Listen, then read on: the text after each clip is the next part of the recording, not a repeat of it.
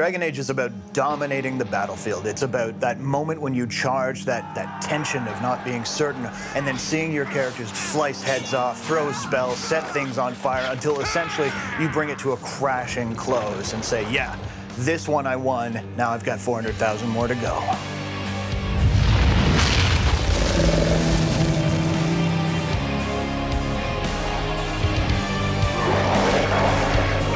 Dragon Age is really a return to the thing that brought me to BioWare in the first place. When I started at BioWare back in Baldur's Gate 1 days, we were making the pinnacle of fantasy gaming, and I think we've really come back to that with Dragon Age Origins. What we've done is we've taken the best of high fantasy and the best of darker, lower fantasy and combined them into one game.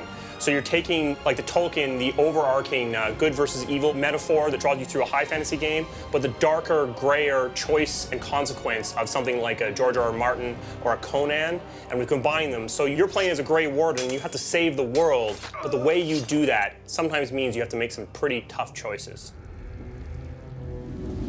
I think with Origins, what we managed to hit is a note of the familiar and yet the uncanny. It's certainly a game that's going to have elves with pointy ears. Yeah, we're not going to change the dwarves. Many of them do have beards, for sure. But within those expectations, we understand them well enough ourselves that we've managed to break a lot of them and say, you know, sure, the elves do have pointy ears, but they're also, up until recently, enslaved and live in ghettos in the city. This kind of puts you in a place where you know what you're dealing with an elf, but you don't know what you're dealing with when it comes to Dragon Age. It's a different setting for the familiar to occur, and it will surprise you. It's very, very complicated and intricate. And I mean, this game not only looks realistic, in a way, the story also is quite realistic. You would attempt to put a puppet on the throne, and every soul here knows it. The better question is who will pull the strings. So this is a world already with a lot of conflict going on, and now when we start off Dragon Age Origins, a blight, there's these darkspawn rising back from under the ground are coming to consume the earth once again, and this is what you're fighting against. Farewell, Mother. Do not forget the stew on the fire. I would hate to return to a burned-down hut. Bah! 'Tis far more likely you will return to see this entire area, along with my hut, swallowed up by the blight. All I meant was... Yes, I know. The characters in the game aren't two-dimensional. The way that a player interacts with them is going to change who they become. They have their own motivations and their own desires and their own hopes and dreams. You're going to have party members talking to each other, they're bantering. Having Morgan and Wynne in your party at the same time, because they're both mages but coming from very different schools of thought on magic, there's going to be a lot of bickering, a lot of different discussion on the way magic works, just by having those two people in your party.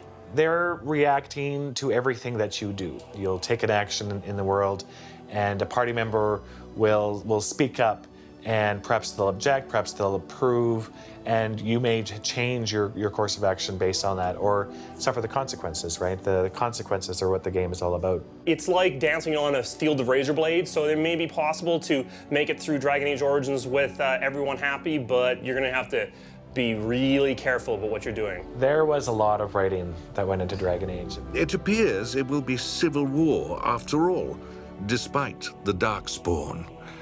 Pity. When people talk about the world in the game, it's with the idea that there's more than what they're talking about, and I think that comes across to the player, right? No one has a place here. Your farmers wish to be merchants. The merchants dream of being nobles, and the nobles become warriors.